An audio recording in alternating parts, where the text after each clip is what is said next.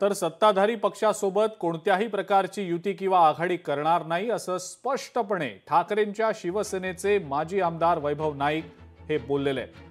अहो नारायण राणे, तुमच्या शब्दाला आता किंमत उरलेली नाही अशी टीका वैभव नाईक यांनी केलेली आहे। खरं तर शिवसेना उद्धव बाळासाहेब ठाकरे हे सत्ताधारी पक्षातल्या कुठल्याही पक्षाशी युती करणार नाही आहे।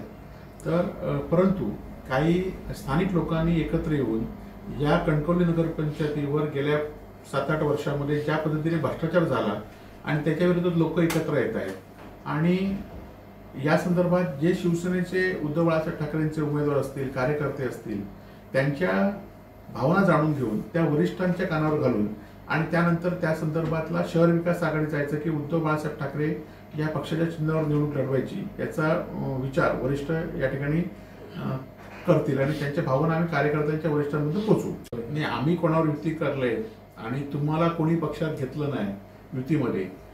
खरं तर तुम्ही आज या विभागाचे खासदार आहात, परंतु तुम्हाला जर तुमच्या राज्याचे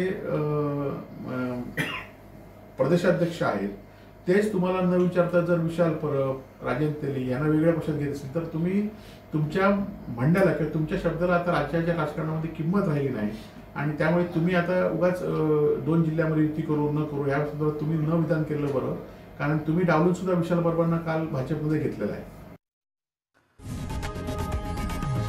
लोकशाही मराठी ऐका, पहा, जागरूक रहा।